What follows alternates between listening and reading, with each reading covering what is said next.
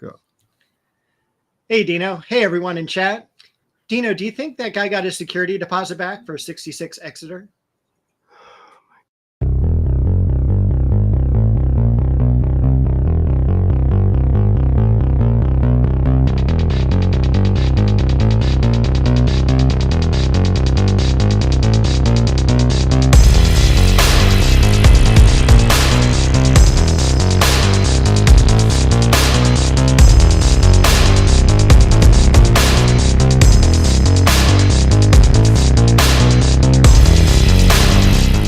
Is it just me?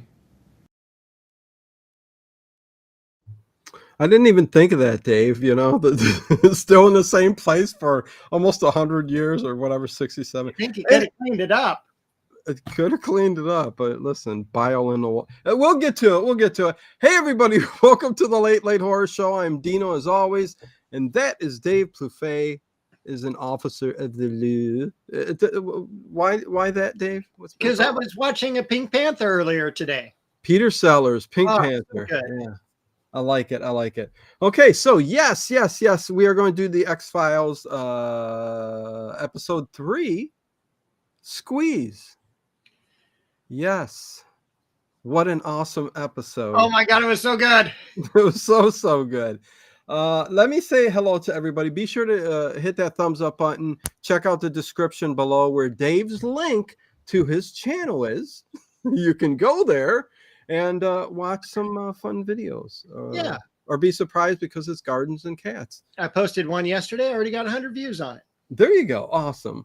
Lizzie Armstrong, how you doing? One Sean Bond, Connie Clary, Mr. Ed, what is going on? Kathy from Canada, Andrea Black, what's going on? Edward Stewart, I said Mr. Ed. I'll say him again. Lizzie, I think I said her too. Kelly Hans. I'm just going to go in order. Yeah, Lizzie, Kelly, Connie, Edward. No, I'm just joking. John Swan. Nathan is here. Wasn't Chris here? Was Chris here? Maybe not. But good to see each and every one of you guys and gals. But yeah, no, X-Files, man, Squeeze. We are working our way through. We got a lot posted for upcoming shows. We'll talk about that in an hour or so. And yeah, man, this is a good one. Squeeze. What a title for this episode, Dave. And there is a big connection to Kolchak too, which I love. Bye, Dave. There is. I'm just waiting for you to stop. I'm looking over here at my cat trying to get out and escape. But I love this episode so much. She's pretty much doing that. But the second Kolchak movie, The Night Strangler, yes, is about this guy, Richard Malcolm, or maybe it's Malcolm Richards. And he has to come up to the surface every 18 years and kill 5 women and take their blood. And that rejuvenates him. And he's been alive basically since the Civil War. Yeah. So it's fascinating. And he lives underneath this clinic, which bears his name. This guy takes livers out of people. And he uses the material in the liver. Did you call it bile? Bile, yeah. So bile from the liver. He takes the bile, and I guess that rejuvenates him. Well, so he creates some big nest, paper mache type nest with the bile and paper and everything else. But there's the coalition because Chris Carter is a big fan, and X-Files was influenced by Kolchak. And it's funny that I was talking to Dave. I'm like, what was that episode again? He goes, it's not an episode. It's a movie. It's The Night Strangler. But there's that, kind of, he's taking a little bit from that, In this one, it's every 5 years every 30 years. Every 30 years. Again, 5 people. Yeah. And it didn't matter if it was male or female. And he always took a little trinket and whatnot. A little gift. Yeah, instead of leaving one, he took one. Well, I mean, and they're after a serial killer, and that's what serial killers do. But and they were on Fox Mulder the entire time. We don't see this. I don't think is the farther on we go, but there's a little bit of a lot of teasing in this one. There is. Little green man, hey, and he goes, they're not green, they're gray. I thought that was funny. There was some good lines too. And they but I called him didn't write it down. Spooky Mulder. Spooky Mulder. And he was crazy too, because this Tom guy, who was another agent, must like Dana. You know, who doesn't like Dana? Who doesn't? I do.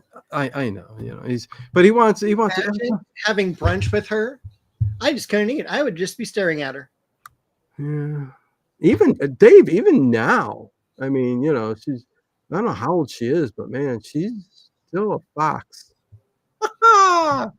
Anyways, I don't know what that means. But, yeah, Fox Mulder, Dana Scully. How old is Agent Dana Scully?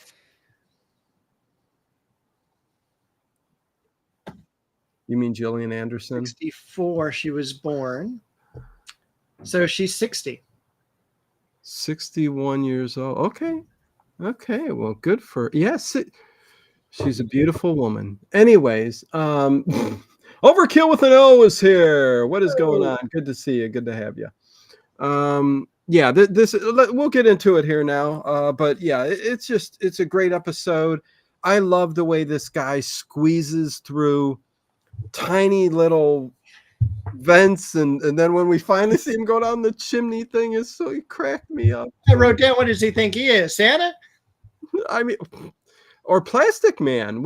At first I thought that hand was like just going way down. It looked really weird. I don't know. And how he did that. Well, Dana talked about that. Yeah, it was weird because some of the effects were very, very good, and some of them were pretty poor. Well, this is 90s here, and the special effects aren't going to be great, but his ability to kind of stretch his body, because he leaves fingerprints behind too that are elongated, which means he thins himself out like a pencil, but he's very flexible. We're talking about Eugene Toombs. He's the guy that's going around, and oh God, let's get into it, because I want to talk about the very first opening. Reminds me of It. Pennywise looking through the sewer there. But yeah, wherever you want to take it, Dave. I want to take it to Baltimore, Maryland. There you go. So there's this guy walking down the street. He's got a briefcase and everything. He's just coming from one meeting, going back to his office. And we have this slow motion that's taking place during his parts of his walk. And we kind of, have a scene that it looks down at the gutter. And then no gutter. This is a sewer off the street. Well, I call it a gutter. The gutter goes on a house, Dave. Jeez. For an architect lover. No, okay, I'm joking, Dave. I got you. The guy's drunken in the gutter. Laying in the sewer. Yeah. Okay, so it's a sewer. Got me all flustered now. What the heck happened there? What, Lauren Hardy here? Are we doing an episode of Lauren Hardy? So, all right, he's in the sewer. But then we get another shot of the sewer, and there's a grate. And then the third shot of the sewer, you see these little red eyes. And are they red or are they green? They're like, they seemed orange to me. So I'm colorblind, so I want to make sure that they're orange. They're like a reddish orange color. And the scene when they got there, it looked like Pennywise to the T, the camera going down, looking, and you see these eyes. I wrote down Art Bell would be scared. Oh, yes. So yes. But it was a very cool scene. I really do think that was cool. And thank you, Kathy. What did Kathy say? She said that in Canada, it's also a gutter. The sewer is called gutter. Yeah. Yeah. Okay. Yeah. Rocky says it is too. Say, yeah, right in a gutter. Okay. What I also wrote down before I even knew, I didn't read anything about this episode before we started watching it. Yeah. And I wrote down it had Kolchak vibes right from the beginning with the office that this guy is walking into. Yeah. It just felt like one of those offices and hospitals that we've, covered in 19 episodes out of the 20. Yeah. So I thought it was really cool. The guy goes up to his office. And then the elevator door the door opens and you can see there's not an elevator there, but the cords are wiggling.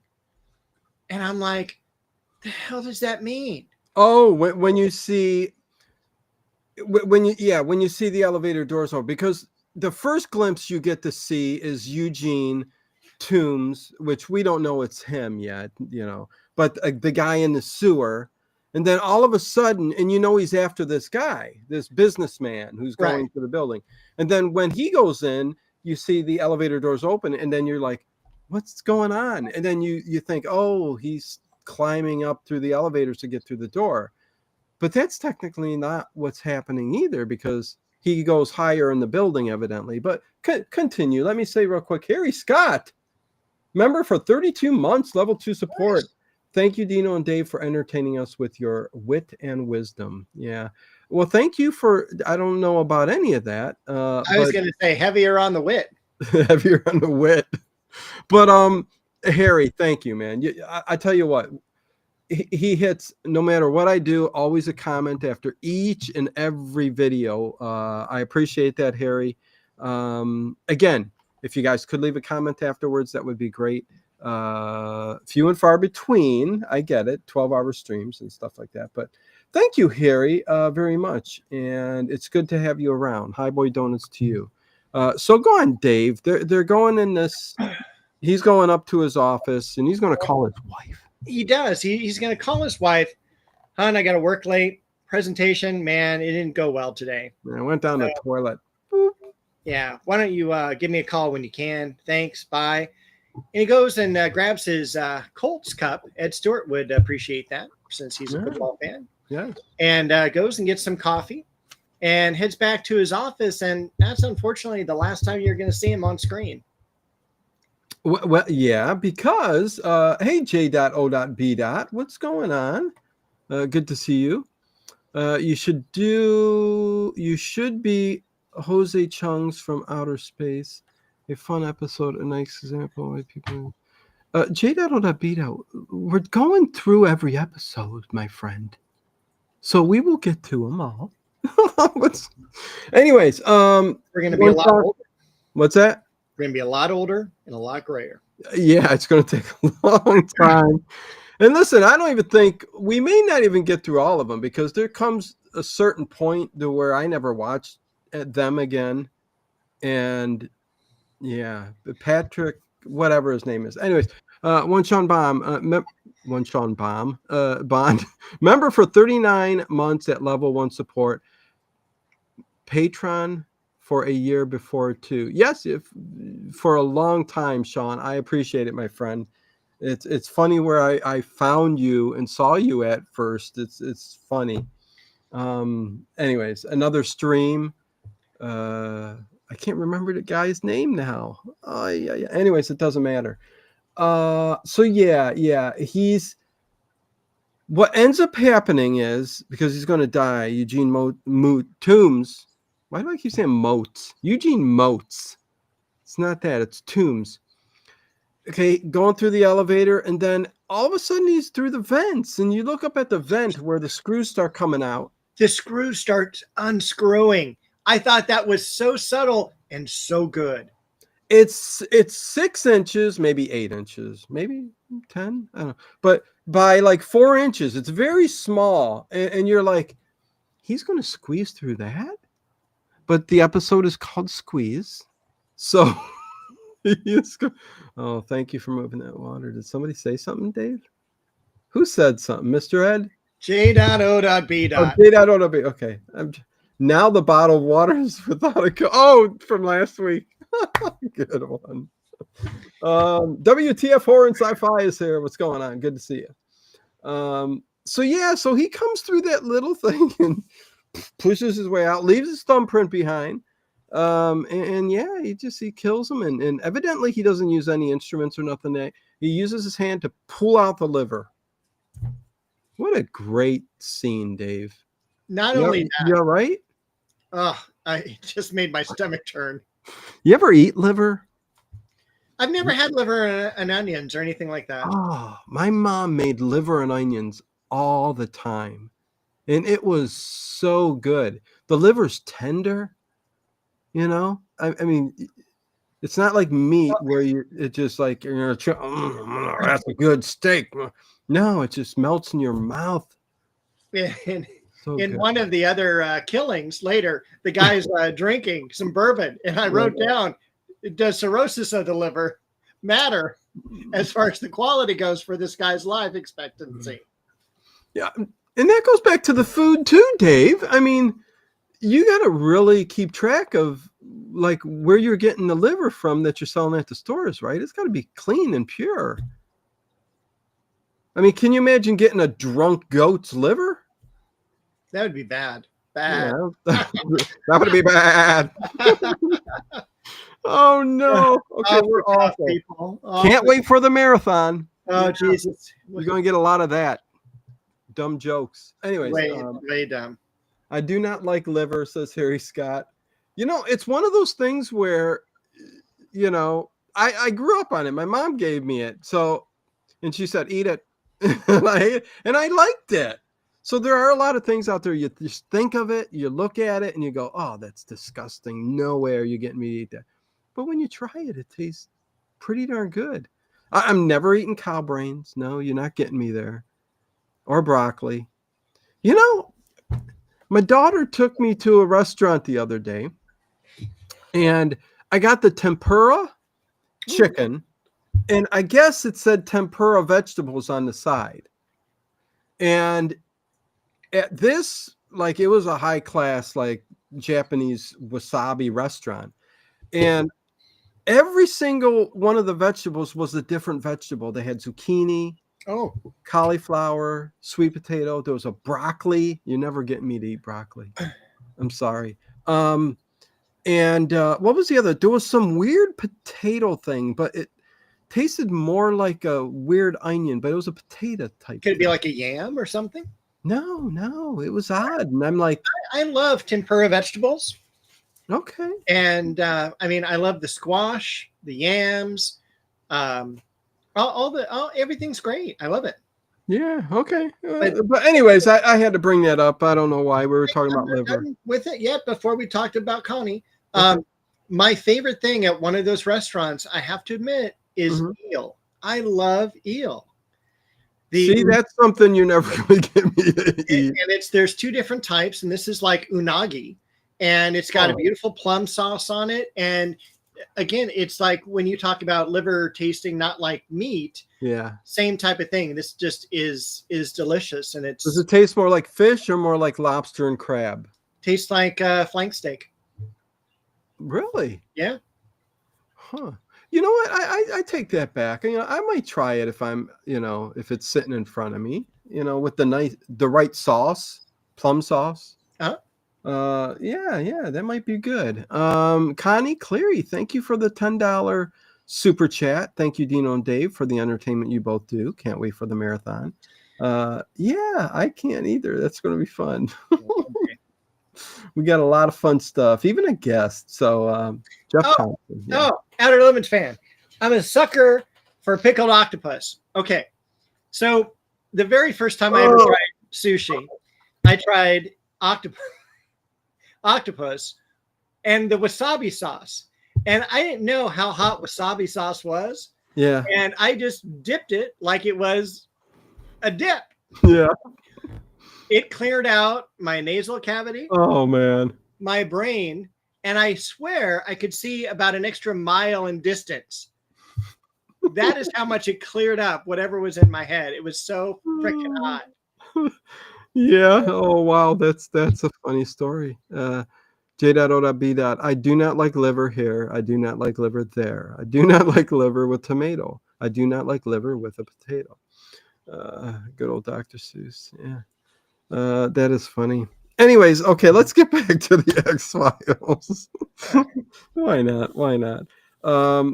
So after all of that and the guy dies, we're back. Yeah. I want to talk about the murder because this guy died violently. Yeah, I mean, it was pretty rough. Yeah. You heard a lot of noise. You kept hearing the door try to open. You had blood dripping. You had blood splattered everywhere.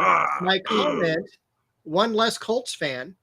And then you saw literally the door break. Like if you had taken a body and just shoved it right up against the door and it like broke part of it. Yeah, like went through it, but not all the way through it. Yeah. So good power and force. Yeah. And the last thing you see is the screws going back into the grate. Yes. Which that's supernatural because they didn't show him. There's no way for him to screw that in unless there's a telekinetic type thing going on. I don't think they thought that through, Dave. He's been around for 100 years. So you think he might have figured something out? Like a magnetic screwdriver that even though it's through the hole, you can get... Maybe he met someone in Tibet, did the mind things, gave him some extra power. Okay, yeah. Doctor Strange, maybe. Whatever. Then we're having dinner with Dana. I don't think it was dinner. I thought it was either... It was a brunch. Yeah. Yeah. This little... I was just making it up, you know. The guy, I hated the guy to begin with. Oh, yeah. No, Tom Colton, played by... this guy was on a whole mess of... hi. I just went to my other browser and the volume was on. That guy was... listen, I know it. Donald Logue, and you would know him if you've seen him. He was in a lot of those early series, but he's Agent Tom Colton. He's younger. And he was kind of an a-hole, Dave. Yeah, how's your bagel, by the way? Last bite, leave me alone. Your bagel? Leave me alone. It's dinner time here. You're not supposed to eat it during a show. I'm gonna eat what I want. That's respectful. We're gonna have a 5-hour marathon.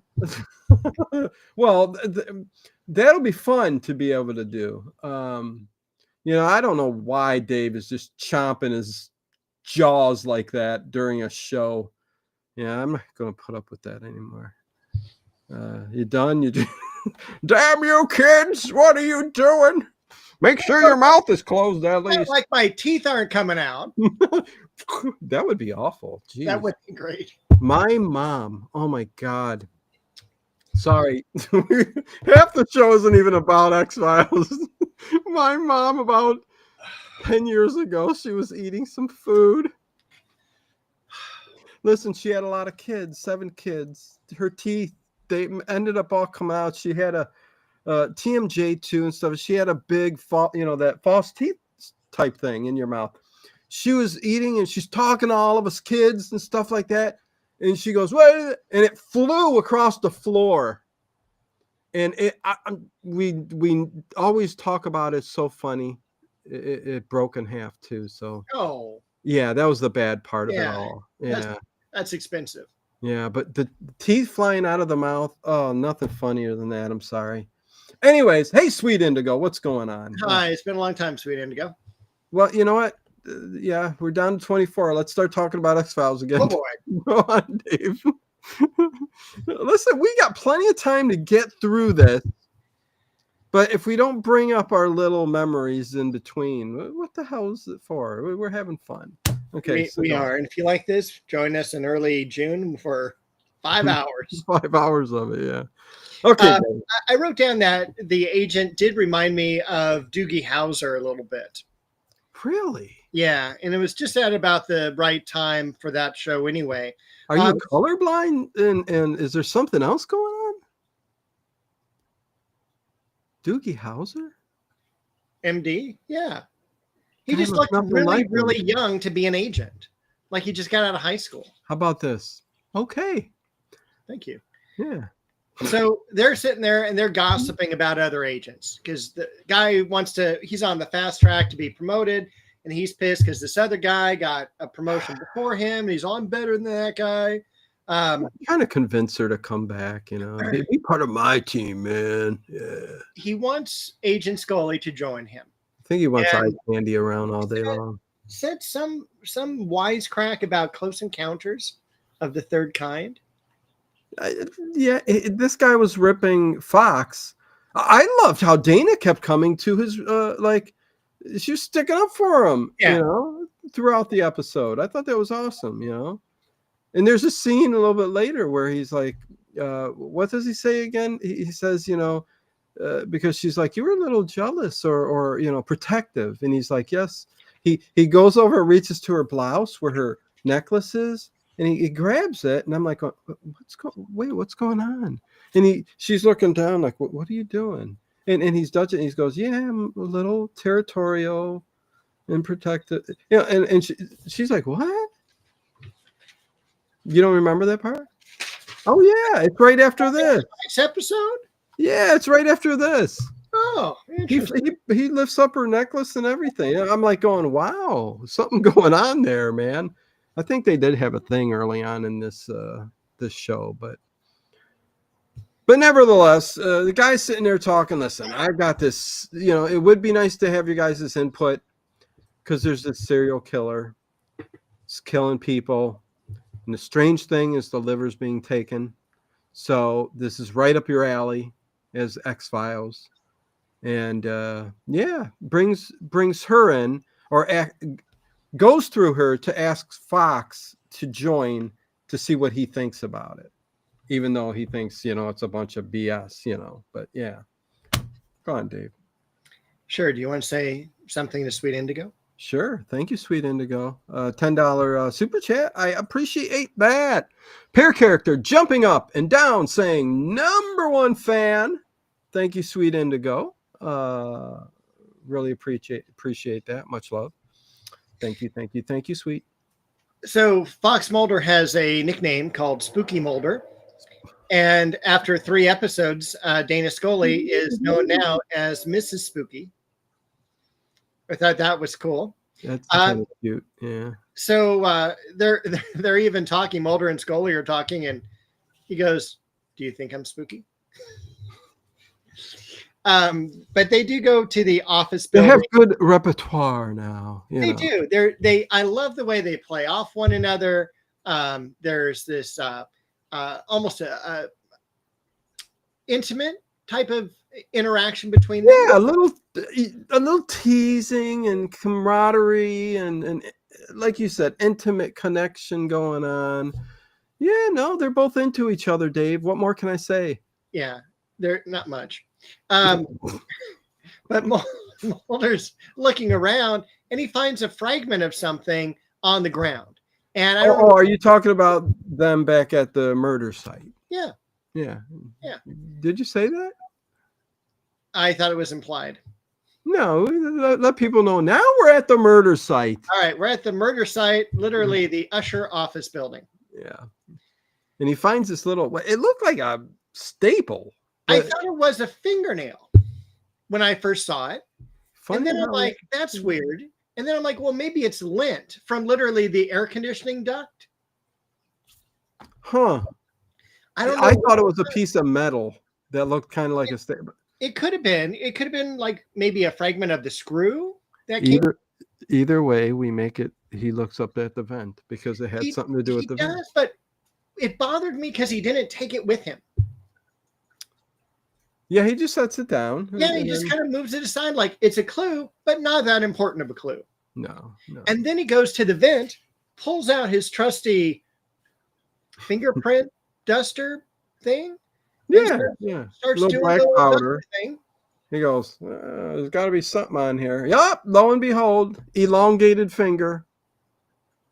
It's going to be long and stretched out because Eugene Toombs squeeze, we're not giving nothing away here, can like he's Plastic Man. He like his fingertips will grow. Everything would just, oh boy, I tell you. Dave, you sleeping? What's going right here? I'm right here. I'm reading my notes. My notes are right here. Dave's falling asleep. He's eating on set. He's sleeping. Please don't do anything else that you need to do on your daily routine. This would be disgusting. Please don't read the newspaper as, what stocks are up 15%. What's going on? That would be pretty good. But are you looking for the paper? Oh no, Dave does. Yeah, you sit there, Dave. What are you reading there? Is that the Sacramento Daily Times? Yeah. You're silly. We got X-Files to talk about. I've known you for 8-9 years. I live in Los Angeles. I know that's. I know it's not Sacramento, but I just pulled any California city out. I don't know. Jesus. Of course, there's an LA Times and all that stuff. Okay. Boy, we're barely getting through this, Dave. This is tough. And this was a good episode. I'm surprised anyone's still watching. Well, you know. Luckily, they're not saying anything about the chat. Or Hey, the doctor is in. Hey, I need to talk to you after the shoe. Still waiting for Dr. Hoffman to come back. We scared her away. Yeah, Dustin. Yeah. What's going on, Dr. Hoffman? Dustin. So let's head back to the X-Files office. We're in the basement with Mulder and Scully. And okay. They're looking at fingerprints. Well, I like when they were up there at the murder and he did dust that real quick. And that Tom guy, he's an idiot, goes, "What are you doing? That's way up there." I mean, we're not even checking that as FBI because who's going to squeeze through that? Well, that's why I'm X-Files. There's fingerprint here and it's going to come to solve the whole darn thing anyways. But, you know, yeah, now we're down in the garage. And why are we down there, though, Dave? What? Basement? The basement? We're not in the garage yet. You just said the garage. We're in the garage. We're in the basement. What's in your ginger ale? All right. Are we already at the basement? No, we're in the basement because we got to look at the fingerprints and match them up because this is where we make the connection with Kolchak that this is someone that's coming back every 30 years because they're checking on all the past deaths and like, hey, there were fingerprints found at that, site too. So this is when Fox brings up to Dana about I found other prints through the day, from other X-Files, and some of them are from the 1960s, some are from the 1930s, and this is where he says 5 murders 1930, 5 murders in the 1960s, and we've got 3 or 4 at this time, 3 I think, and 2 more to go. Yeah. So this is when he says, hey, 5 murders every 30 years, something strange here. Same fingerprint. What are you going to do? Yada, yada, yada. Then we catch go the killer. Oh. Correct. And Dana has already figured out it's 25 to 35-year-old man, and he's above average in intelligence. And I do kind of like this part because it reminded me of the very first pilot episode where she's sitting on the bed typing into the laptop, and you can hear the voiceover from a tape recorder. Right. And welcome, doctor. Yeah. Yeah, you're she's doing her, profiling, that's what she's there for. And she is. Even like at the end, she's going to come up with a very good hypothesis on why this isn't truly an X-Files, even though in her head she's got this is real, but but she's got a hand in a report. So and then it was funny. It was like, oh man, it's been a long day, Dave. I did a lot of painting and woodworking. Anyways, gone. Yep, Seinfeld reference. It was the painting was fine, but when you caught me with the woodworking, I'm like, oh no. J.O.Beta already wants a score out of 10. Listen, you have to wait till the end. Anyways, your 8 out of 10 score does us nothing. Take it back. I'm joking, J.O.Beta. You're probably close to what we think, anyways, too. But there's also Scully starts talking about how this guy may have experience in architecture, knows how to move around buildings and ductwork and everything like that. And that just kind of made me laugh a little bit. And she's I suggest going and staking out the murder sites. And they invite her to join us if you can, quote. Because she's given this report kind of to Tom. Yeah. The other group of guys. Yeah. They're all join us if you want something more down to earth. Whoa! What? And they're all ha ha ha. Come join us, a group of guys. What are you doing? No, I'd rather be with Fox. And this is where she goes back out in the hall, and he's kind of territorial. Yeah, okay. Anyways, you got to rewatch it again. Now we're in the parking garage. Oh, this is because she's going to join the overnight stakeout, and because murders, if they can't find a victim, they usually go back to their sites they've hit before, which is true. And so that's what she's doing. And she's sitting in a car, and why were they in? Fox was leaving the office, and he was in the same garage, or was he just up from the murder site? Is that what was going? No, I didn't get that. I viewed this as a cut scene, much 12-hour later type of thing, and and Mulder shows up unannounced, unexpected.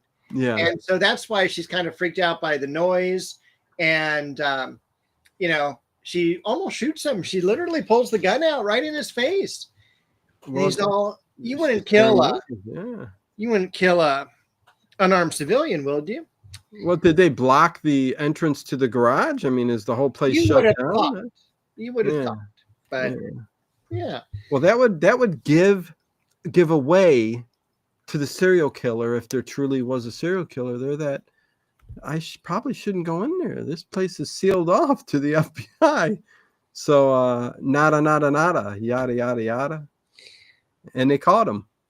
Well, what happens is Mulder, just kind of walks away, and all of a sudden he hears this huge thumping in the vent. Like, I don't know if it was an air conditioner or heater system, but I mean, you saw the panels move. Oh, it was whacked, Dave. That was whacked. It was like, maybe. Oh my God, a whole house. It's an earthquake. Jeez. Dave had an earthquake, maybe a slight one of 4.8. But yeah, no, going through the vent, and I guess it was a big, giant heating air conditioning unit. There's Bo. Hey, Bo. I knew you were going to get Bo. But yeah, there was a huge air conditioner heater unit there, and the body was bumping and grinding, and something was going on there. It was some weird party, Dave. It was great. And Thank God it was aluminum. Yes. Isn't that what they mostly are made of? It wasn't latex. No. Seinfeld. Anyways. Thank you. Latex and latex related items. You want to be my latex. Randall Industries. Jerry, if anybody comes, call in. Please tell them that I'm your salesman. Well, what kind of salesman are you? What do you sell? I say latex, gloves, latex and latex related items. And I hired you. Anyways, go on. Okay. Well, the best part was when Kramer picked up the phone. No, you're way off. And George is screaming from the bathroom, and he's running, and his underwear's down around his ankles. He falls down, and he's just collapsed on the ground face down. And he had the paper with him, and it was in the middle of him, and scene goes back and comes back, and it's on the other side of him. Goof. Anyways, yes, all the things I noticed because I've seen it 1,000 times. Okay, so they're in this garage, and Dave loves this part. Something happens. So good. Well, Dana starts running over because Fox is calling her, and she's got this little kind of vest on, but she's wearing this white silk blouse. I call it an Ed Wood blouse. It's an Ed Wood blouse, and she is Angora fur. What was I doing there? I was hugging myself, Dave. Meow. Okay, anyways. Could send Bo over. Bo. But yeah, and so basically she calls for backup. Dave's gonna have dreams tonight, man. All the guys show up, and they've got the guns out, and sure enough, panel comes off, and this guy is like backing up out of it. And it's this guy Toombs. Yes, Eugene Toombs does back out of it, and Fox goes, Dana, I guess you were right. Yeah, gives her credit right up front. Yeah. I thought that was really nice and good. It was nice of him. Yeah. He deserves an award. Hey, Raj Ram, what's going on? Good evening, all my lovely, wonderful friends. I missed you. Yeah, where you guys been? 2 streams the past 2 nights. Chat's dead. Boom, boom. But go back. I don't know what that was. I'm a kid playing in Cowboys and Indians, but I mean Cowboys and Native Americans. Brought me back to the Sega Center. There you go. Oh, that too. Yeah, yeah. The moment when Scully's hair is over her eyes, yeah. Don't get us going. Yeah. Oh, J.O.B. Yeah. Her eyes throughout this Her episode eyes are so blue. They're so beautiful. Her skin tone. She's, oh, Yeah, and the way She's- she walks and the she's wind just blows her 24. hair. I think in this 23 years old or something like that in this episode. She's so young and beautiful, and Yeah. she's got a gun. Reminds you of summer days, walking on the beach, picking up shells. Yeah, Anyway, you're right. okay. The episode. So so he walks away and she's she's saved the day. They got this guy and they're gonna start interrogating Dave. They're gonna interrogate him. Via polygraph. Polygraph. Yep. I like how Fox threw in a question. They were answering all kinds of I love that. I love random that. questions, and he goes, can you throw this question in there? Are you 100 years old? I thought that was so funny. And he's just, kind of like, barely hanging in there during the whole interview. It's like, Oh, yeah. yes, Yeah, he no. looked like he was like a zombie. He was going, no. Yeah, no expression, no emotion, nothing going on. Yeah. And then Fox Mulder's reading the polygraph thing afterwards. He's all, hey, he's spiked right here in these He's episodes. like, Dana's right. Didn't he say that? Dana's right. This is the guy. Yeah, Yeah. that's what he said. 100%. He goes, what? Because of the 2 questions that she had on there? What are you crazy? You want me to believe that this guy's 100 years old? It's not going to cut it. Yes. Release him. Yeah. And they release him. So, Idiots. I mean, why not believe in the paranormal and that there could be 100-year-old guy that still looks like he's 30? Yeah. But then what they do is we're quickly back to the X-Files office. And they're Speaking looking of at X-Files office, here's John Doe. We have no idea who this person is. We always call him just John Doe. I'd call him JD. There you go. Okay. And Kojo. Kojo. What? K. Ojo. Oh, KO Joe. Hey, been a while. Yeah, like you say. Jacobs is coming in.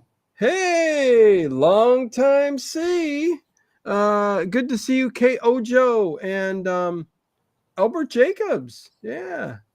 Good evening to you. Good to have you here. Me and Dave talking X-Files, episode 3, Squeeze, and with our little wit and memories. Heavy wit tonight. Well, listen, we could be serious and go through this episode in 15 minutes, or we can sit down with you guys and just have fun and talk about the show. Then I prefer that. Anyways. Well, that's why we do it. Yeah. So we do have some pretty high-tech graphics in this scene where the guy takes a look at all the different fingerprints from our friend Eugene Toombs and then takes one, blows it up, and puts it next to the elongated one. And then he goes, watch this. And he starts moving it around and elongates it so it's like a Touches it. And then the computer goes, 100% match. And Scully's like, what? No way. Can you imagine if they did all this in what's that? Oh my God, the Valley Girl talk. Oh my No way. This is oh my God, the things I come up with. $1 million ideas. Let's just redo the X-Files shows, but with Valley Girls and a Valley guy. That would be kind of neat. Yeah. No way, we're gonna get this guy. Yeah. Okay, go. All right. With a spoon. This is so disgusting. Okay, Dave. Implant. Yeah. Okay. So, But they released him. He's going to be out murdering again. He is. And sure enough, the next person is already targeted. This guy drives a nice car. He's got a nice house. I mean, this is a house I would want. Seems like a stuck-up snob to me. Not really. No, he was a nice guy. He just came home, wanted a glass of scotch, you know. Just light the fire, Start a fire in the fireplace. But we get a very weird scene with Eugene Toombs in the chimney. And this is the weird thing that he starts, you know, because describe it real detailed. Okay, so the guy goes in the house, then he goes upstairs with his drink because that's where, like, you know, everyone's like study is, right? But Eugene Toombs is climbing up the outside of the house, just like in Dracula. And I'm like, that's weird. I don't like it. It's like all of a sudden, instead of Plastic Man, he's now the Fly. And then I think it's kind of given that he has strength, but yeah, he's able to go on like he'd be a hell of a rock climber, that's for sure. He would be. Yeah, but he's climbing up to the chimney, with like 1/4-inch brick finger to he makes his way to the top. Little mortar indentations. Yeah. Okay, go on, Dave. Sorry. All right. So then all of a sudden he gets on top of the roof and the guy inside hears it. Like it's like reindeer running on the roof. And then he jumps into doesn't jump in, but he crawls into the chimney, but you have this weird noise that he's doing with it. Like he is stretching, like he is Plastic Man. Yeah. There was a very cool camera, and thank you, Edward. Yes, please give it a thumbs up if you haven't. We will check those numbers real soon here, see what they are, and then give you the down low on the upcoming shows. Oh. But yeah, the camera views up, and you see his hand coming down what is like just a very small chimney. You know how, Santa Claus can't get down this stuff, but how's that work? He presses his nose and it gets smaller. So he's stretching, and you see his body going through there, and then the guys, lighting the fire and stuff like that, and then he pops out behind him. Yeah, right, Dave. It is. It's almost like a surprise. And then I did like all the guys' interior with the swords on the mantelpiece and everything like that. It was just a really great, again, this is a home that I would live in. So I was really happy to see it. Unfortunately, the guy's going to die again. Just a horrible, horrible death. Yeah. Well, I mean, I've seen worse deaths, but have I? Well, yeah, in movies. You've seen a lot of Giallo, so. Yeah. Oh, yeah. My gosh. But yeah, no, he ends up getting it, and they end up here come the gang to check in on the next killed victim. And it's funny because Fox and Dana both come in, and he's like, "What are you guys doing here?" No, this is my investigation. And they go, and Dana goes, "Nope, not anymore. They brought us in here because it's now kind of classified as an X-File." Mm-hmm. So they're looking at stuff, and they notice that there's another thumbprint, and Fox goes, "Yeah, this is our guy. This is Eugene. Yeah, James is here." Yeah, and he took something. So he takes his little souvenirs for everybody he kills, and I forget what it was. It was almost like a globe, like a snow globe. I thought. No, actually, I think on this it was like a dinner mint holder cup thing. Oh, buttermints? Those would be great. I've been looking for those ever since we talked about them 2 weeks ago. Really? Yeah. Oh, I'm going to check out Be a Sweetie Candy Company. All right. Okay. So yeah, he came out of a vent. He's always crawling through these vents. He's crazy. He is, but I thought Dana had a really great line in this episode, in this section, where the guy's pissed off because they're there. He's all, "Hey, whose side are you on anyway? Do you want to see me get promoted, or are you going to have, help this guy out?" And she goes, "I'm on the victim's side." And she just walks away. Well, there you go. And we did find out that Eugene Toombs was an animal control officer. So, he had an alibi at that place too. When he was crawling through the vents and stuff, there was some animal caught in there. I don't know, but anyways, Millennium was connected to the X-Files. There was even a crossover episode. Yeah, I don't remember Millennium. I don't think I watched Millennium. Did you, Dave? Well, you never watched X-Files, so True. yeah. I know of Millennium, yes, and that's a great show. Yeah. No, Nathan says I used to watch the X-Files in ER. It was one of the ones I was looking at when we finished Kolchak. Millennium? Yeah, what we could have talked about next. Oh, okay. Interesting. Okay, so anyways, it's going to start getting interesting here because we Microfiche. Oh, go ahead, Dave. Microfiche, yeah. So we're looking at old things we're trying to figure out Toombs. We're trying to figure out where he lived, when he was born, when he died, things like that. And so we're seeing him go through the microfiche, and he turns to Gillian Anderson and goes, "Do you have any Dramamine?" That makes me seasick. It makes him seasick, yeah. Well, and then they start showing it going by like super quick, and I'm like going, "Oh yeah, I'd get seasick from that too." And I loved this part too because it reminded me of old time movies where you had like the actors and then kind of superimposed the newspaper sheets running by, and it was the same type of thing though, but with the microfiche. Nice. Yeah, Art Bell and X-Files the same night. You better believe that was awesomeness. And yeah, that's right. Lance Henriksen was in Millennium. That's right. Donna, what is going on? Chance. You're the Italian. Cianciosi. Cianciosi. Donna Cianciosi. Am I right or close? Millennium was a great show with Lance Henriksen starring. I probably butchered the last name. Sorry about that. Donna. I'll say Donna. Good to see you. Yeah, we got the whole Dewey Decimal System, microfiche, looking at it. Can you imagine? Oh, my God.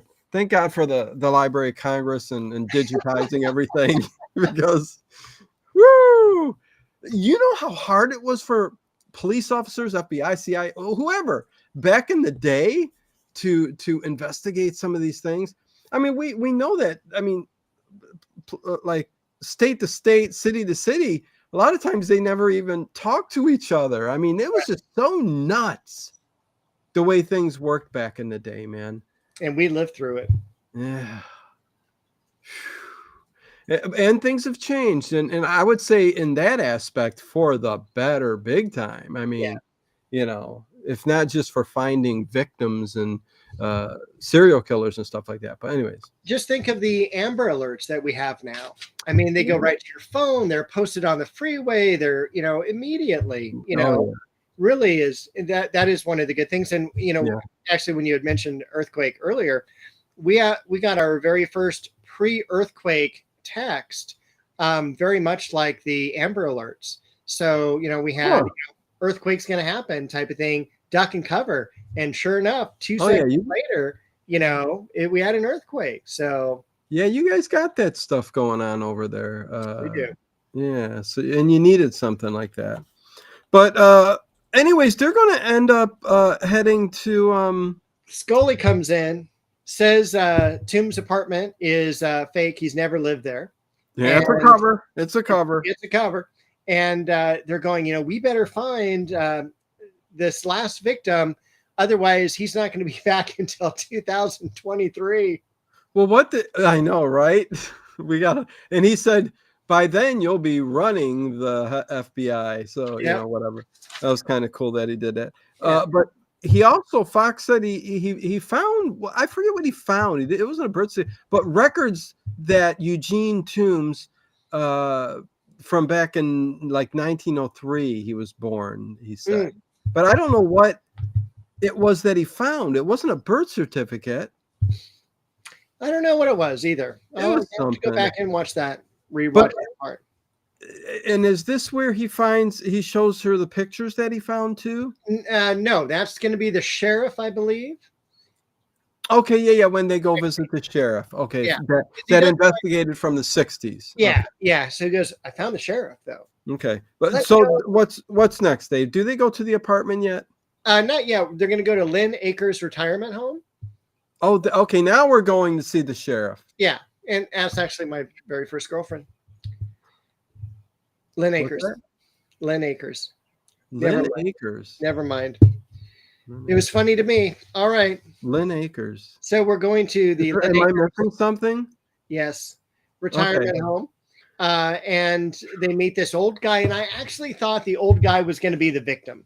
I thought he was going to be the fifth kill, and that was going to be it.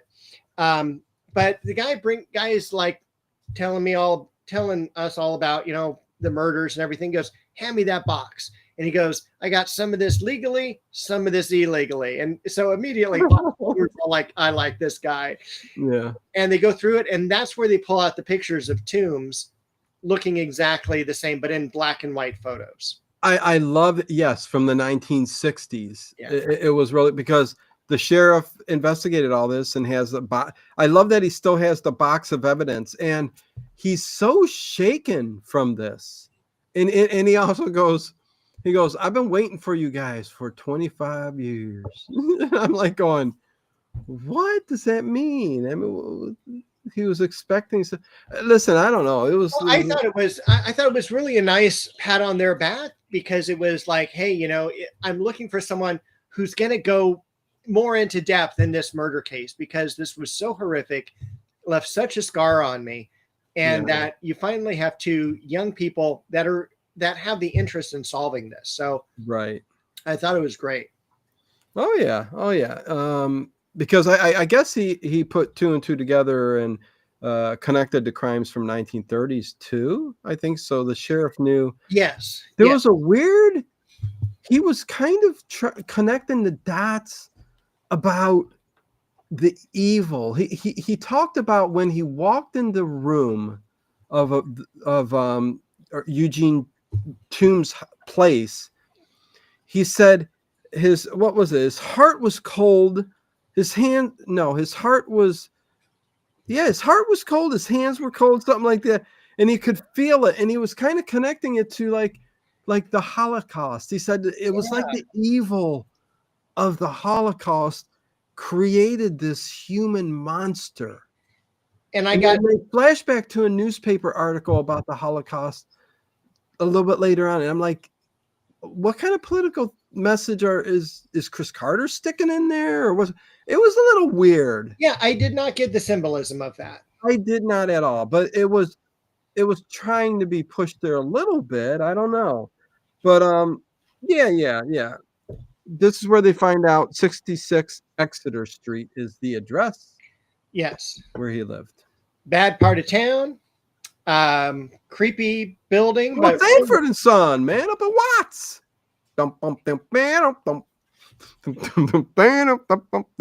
Okay. If we can reference All in the Family, we'll have a trifecta tonight. Eat it. Okay, come on. Okay. So they're going to go to Exeter, 66 Exeter. And place is a dump, Dave. I would never live there.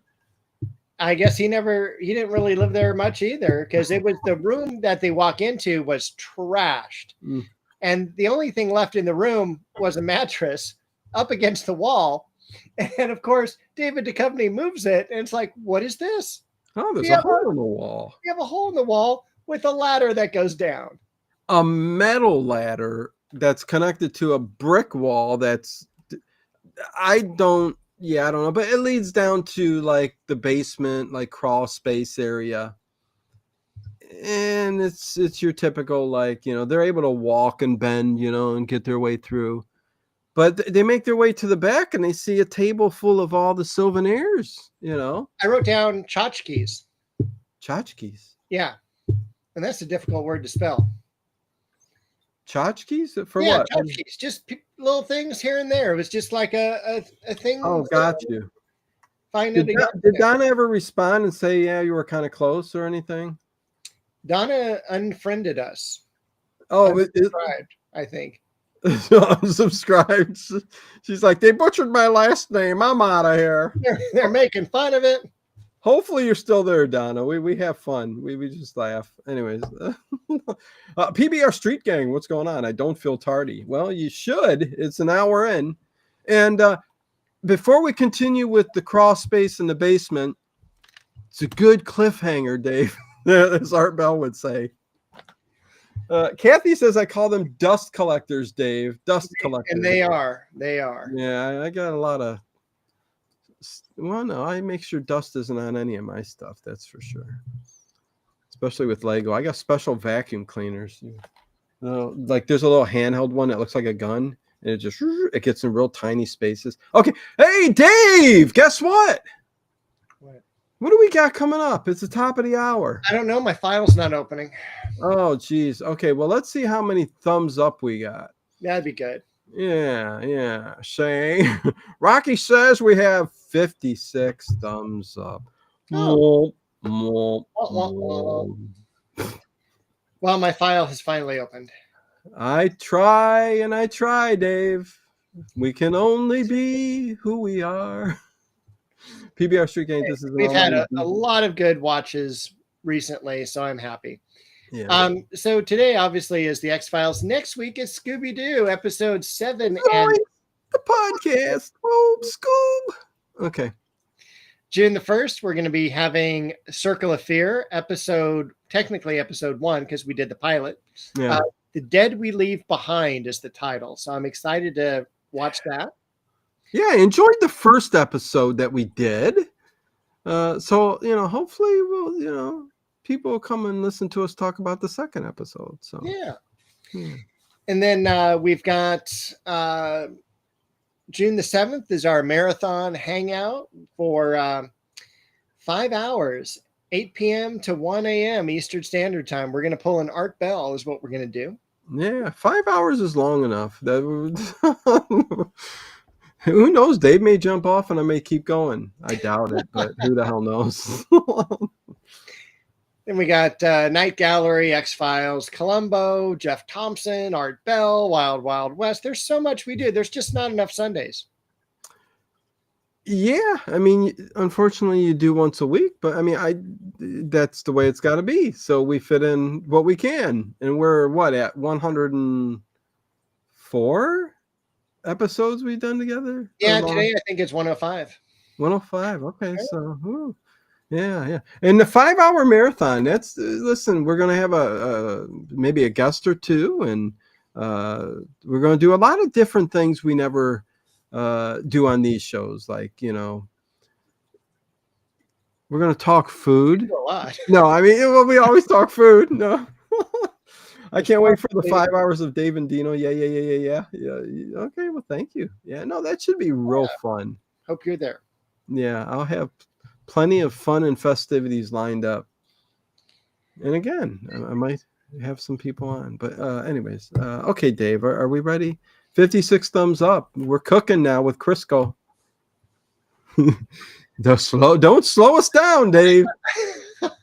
Well, you know what? I got to go from a document to my papers. I got Ethel in the car. Got ice cream. And we're headed right to the motel after that. Yeah. Oh, okay. So we were down in the basement, right? Yeah. And so they're walking around the corner and they have this scene from basically Alien, right? Yeah. We've got this nest that he's building and it's disgusting and it's slimy and it's newspapers and it's very Dana's like birth canal like stuff. Oh God, yeah. Dana's like disgusting. It looks like maybe this is a place where he's nesting up or whatever. It's like rags and paper and stuff like that. And that's when Fox grabs a handful. Oh, he does. He grabs a handful of bile. Oh. And he goes, "Oh, can I not freak out and throw this off quick enough?" And he goes like this, and you hear go on the ground. It's disgusting. But yeah, no. He goes, "Well, I think this is where he hibernates, and all of the bile kind of rejuvenates him." I know Dave don't even like that word. Juices. Well, that's just as bad. I don't know in the context. Yeah, but this was the really creepy part where they're going, okay, we're going to have a stakeout here because he's going to come back here. And so let's go ahead and take off. As they're walking away, Dana goes, hey, I think I'm stepping on something. And she stops. And what we don't see until after she passes is Toombs is up in the rafters. And he has gone down and taken her necklace off. And he was slick like a magician and just took it off. Yeah.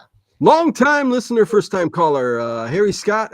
You've called before, Harry. Sorry, going to have to hang up on you, and you're going to have to try one of the other lines. I loved when Art Bell would do that. Use the AT&T operator. Yeah, Art Bell, they would call in, and they were, it would probably take them 5, 6, 7 years. Who knows? Some of those people go like this: read out, read out, read out. We all did it, right, Dave? Yes, we did. Yeah. And it finally gets on and he goes, sorry, but you're on the wrong line. And he hangs up on them. Very rarely would he give them a chance, but every now and then he would. And then if they ever wanted to quote the Bible, click. Bye. See ya. I won't read that out loud, but yeah. That's fine. Anyways, okay, so yeah, like Dave said, they're gonna stake out, and they're trying to recruit. They do recruit 2 of Tom's guys. Yeah. So Mulder's been there for like 8 hours. Scully's somewhere off. She's headed home, and then the two guys show up, and that they relieve Mulder. So he takes off. Okay. And then I'm blanking out. Sorry. Yeah, I'm trying to remember the sequence here. And then, Tom and Scully, they start arguing. He goes, how dare you take my men for a stakeout? I've already canceled them. And she goes, you can't cancel them. And he goes, I can't, but my boss can. And he did. And so that's where they are now. The place is, left by itself. Mulder comes back and he's like, holy crap, there's no one here. And he's cruising around and he sees in the trinket section. Yeah. The trinket section of the basement store. Yes. And so the hell we have trinkets. Take yourself. But yeah. And so, Dana, meanwhile, back at the Batcave. Yeah, so we have Dana getting ready for a bath. She's gonna take a bath. And because we've already had the psycho shower scene in the pilot. Now we're just gonna have a bathtub scene, and I am just like, I was hoping for a Freddy Krueger bathtub scene.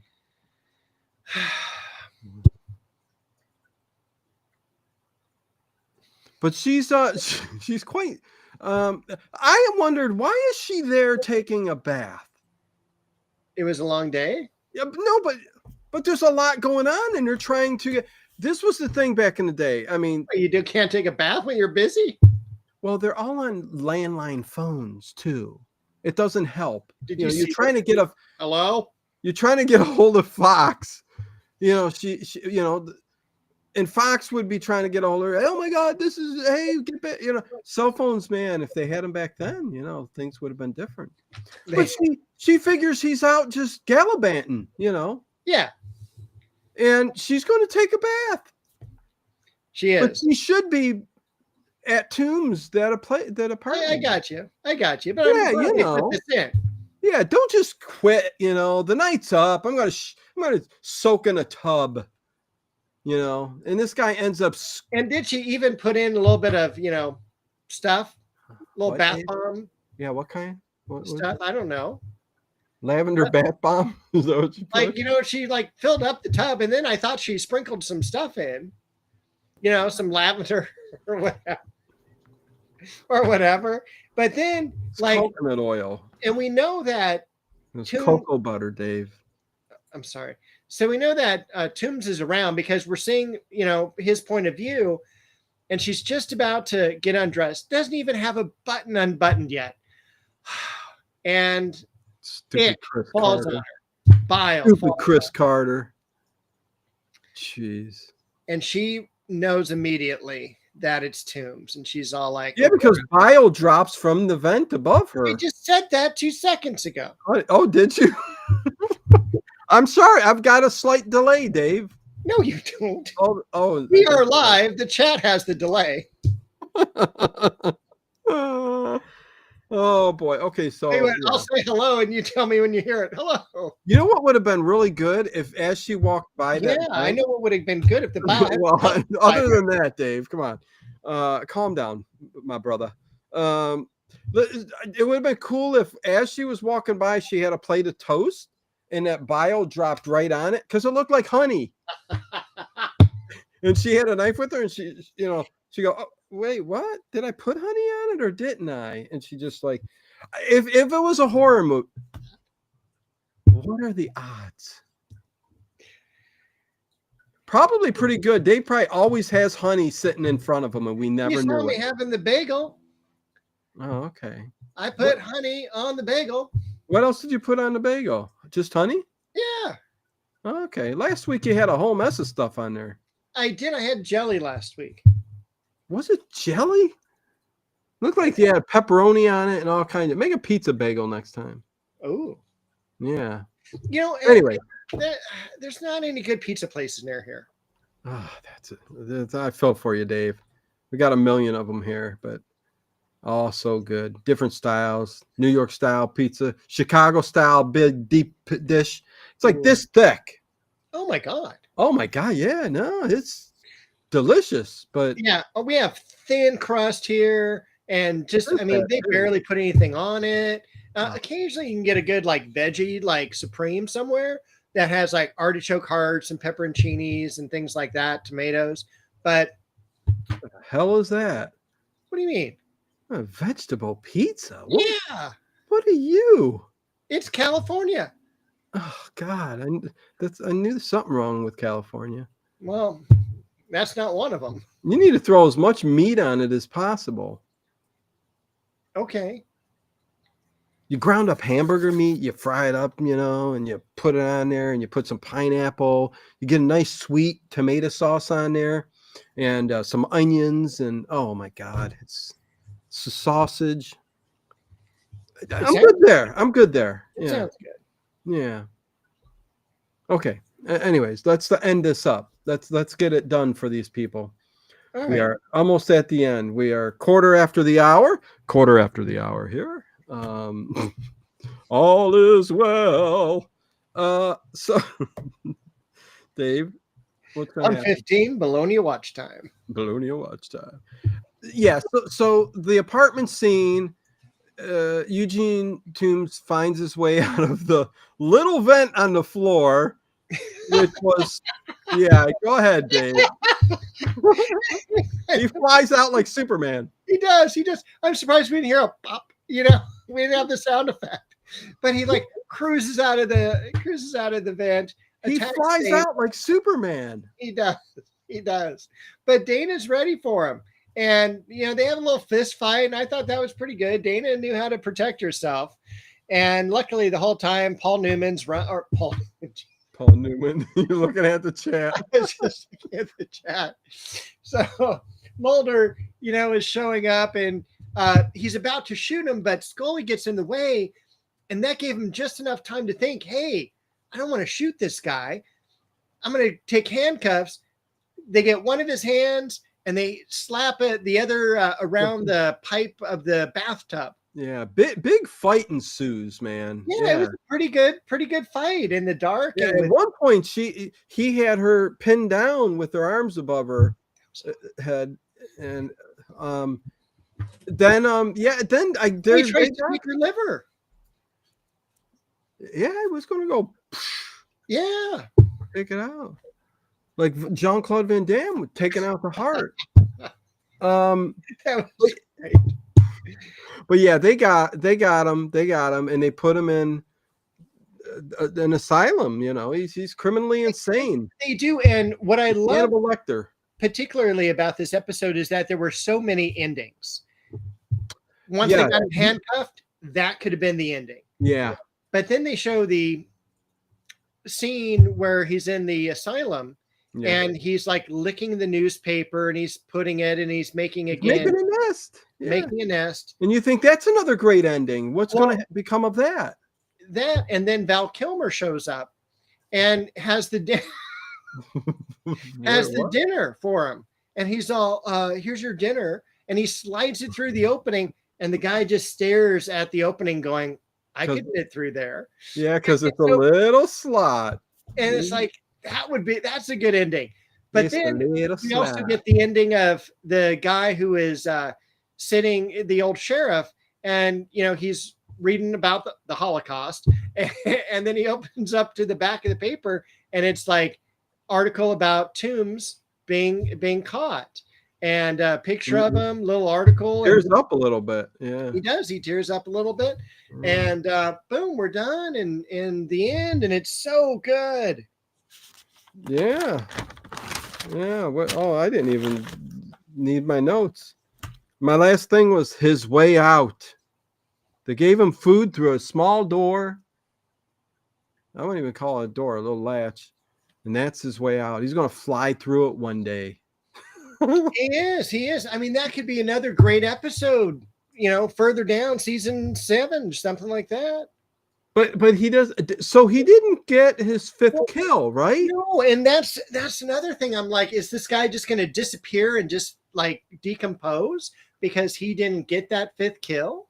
Yeah. Well, my idea is the episode really shouldn't be over because they caught him. He didn't get his 5th kill. He sees the little doorway.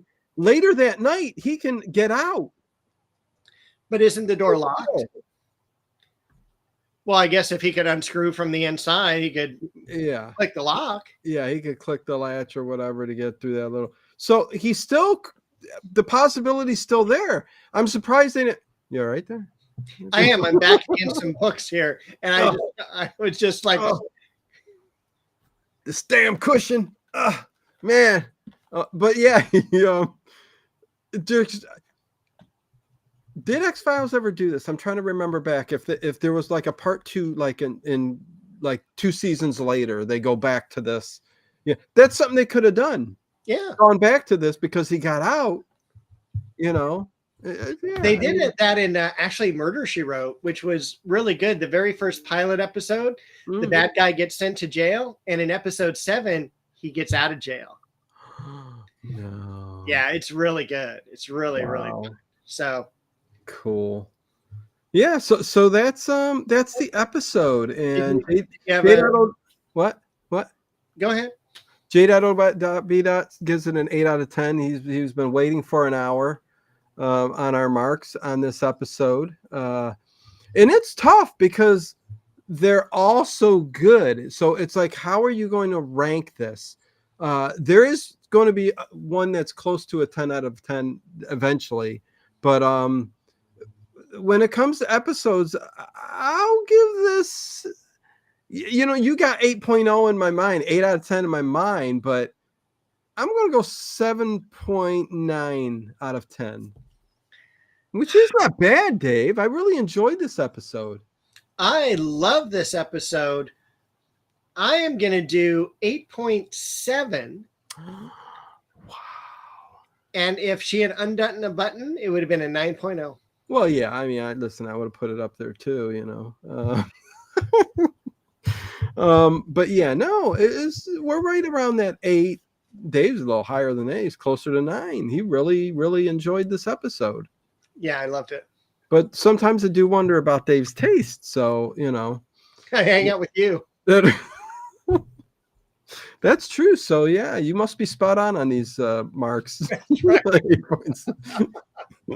Let's see. Harry, that reminds me in the original Dawn of the Dead 2, but $50 worth of stuff out of a bag, hard candy free. I pop up some of the. Whoa, what happened there? Oh, we got Bo. Oh, wait, is there another cat in there? Is there a black cat? No. Wait a second. Have we been missing out on a second cat? Stealth. Is that just a black blanket or something? It's a black shirt that she loves. Oh, okay. Oh, it almost looks like the shape of a cat. I'm like, Bo's snuggling with another cat. Yeah, she snuggles up with one of my shirts. Oh, that's so nice. That's sweet. Good night, Bo. I'll wake Bo up for you. So Dave's like, oh, now Bo's going to be in and out of the house all night long. Boy, sometimes she just drives me crazy. She'll want to go out at 1 o'clock in the morning, 2 o'clock in the morning, and she'll walk out 6 feet and sit on the patio. I'm like, just want some fresh air. It's like, you want to go to the bathroom? Let's go out to the bathroom part, of the yard. But so do you sleep 6 hours straight or 5 hours straight? No, it just depends. I mean, sometimes waking you up every hour. This cat's waking you up every hour. Not every hour, but I'll usually get maybe 4 or 5 hours of sleep in a stretch, and then she'll go out, come back in. Yeah, he's a cat dad. I don't think I ever done that even to my kids, but they never needed to go out and in all the time like that. Interesting facts. Bo is zonked out. Yeah. Okay, so next week, Dave, we got what again? Scooby-Doo. Zoinks, the podcast. Episode 7 and 8, I do believe. That's correct. And they both look really fun. I forget what they were, but And that's been a fun podcast to do. Oh yeah, I've enjoyed Scooby-Doo. I really have, and I think most of the people have too. Yeah. Dave mentioned going back. There was a big surge in the Kolchak werewolf video we did. We're past 7,000 views on that, and it keeps going. So as most of the Kolchak, people do go back and watch them slowly, but the werewolf, yeah. I think that was the one I really, listen, I love them all, really, even the bad ones. It was number 1 on my list. It was 16 on yours. It was something about the werewolf running around on that ship that bothered me. I don't know. I think it was the mothballs that were painted black. Not mothballs, cotton balls. Cotton balls. Yikes. But we will be revisiting Kolchak in the future here. So, yeah, we will. We may have to do some extra episodes on that. Oh, yeah, for sure. Okay, so I guess that's it. I'm not going to and and ooh, please have a good week, everybody. No stream overnight tonight. I think I did a few this week, so might not be until Wednesday that there's another one up, but I don't know. We'll see. Always stay tuned for the channel. I'm putting out some shorts that are going to be some really interesting if you like them too. So always check out what we got and go to the description below. And I know listen, I'm mumbling all over the place tonight. I don't know what's going on, Dave. I'm hungry though. I need some food. You should have had a bagel like I did. Bagel sounds good. Like a everything pizza bagel. That sounds good to me. Do you like cream cheese? What's that? Do you like cream cheese? Oh yeah, basic cream. I like that there's a honey cream cheese that they have. It's really good. You haven't heard of that? No. I'm in California, so we have a lot of vegetables in our cream cheese. We got a cream cheese and chives, cream cheese and garlic, cream cheese. I don't think brown sugar and cream cheese, but I haven't found a chocolate cream cheese yet. Interesting. And you would think they'd have that. That'd be a nice combo. Yeah. Anyways, we're out of here, you guys. Any last words, Dave? No.